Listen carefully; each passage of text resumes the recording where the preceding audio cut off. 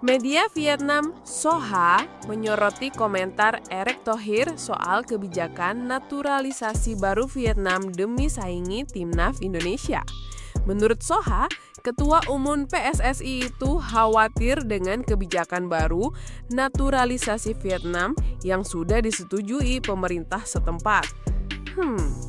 Vietnam baru saja mengubah kebijakan naturalisasi, tetapi bos besar Indonesia jelas khawatir, tulis Soha dalam artikelnya.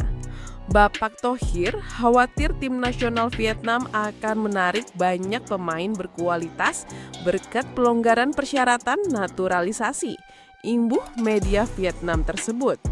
Oke teman-teman, sebelum kita lanjut, mari dukung channel ini dengan cara like, komen, dan subscribe ya. Terima kasih.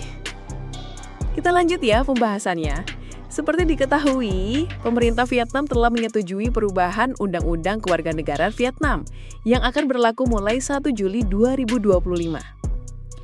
Undang-undang itu direvisi salah satunya untuk mengurangi persyaratan bagi pemain yang ingin mendapatkan kembali kewarganegaraan Vietnam. Wow, perubahan ini dianggap sebagai terobosan penting, tidak hanya untuk sepak bola Vietnam tetapi juga berpotensi mengubah permainan di Asia Tenggara.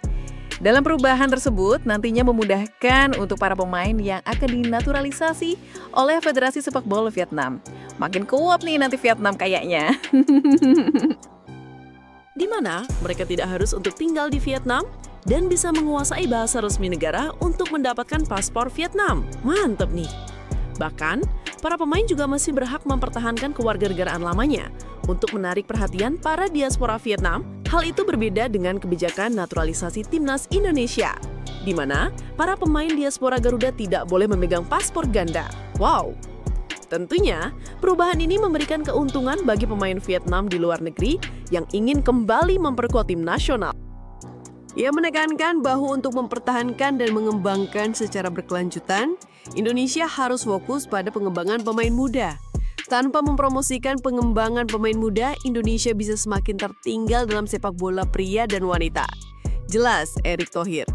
Perubahan aturan Vietnam dan upaya serupa dari Malaysia kini menimbulkan persaingan nyata untuk mempertahankan posisi di kawasan ASEAN. Wah, makin seru nih kayaknya.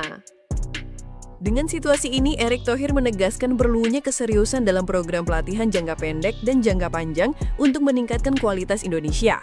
Meskipun di antara negara-negara Asia Tenggara, Indonesia saat ini dinilai sedang menjadi yang terbaik dalam pembangunan jangka pendek dan jangka panjang. Dengan visi berpikir ke depan dan berpikir jauh ke depan, mungkin mereka akan tetap berada di puncak untuk waktu yang lama. Tutup Soha.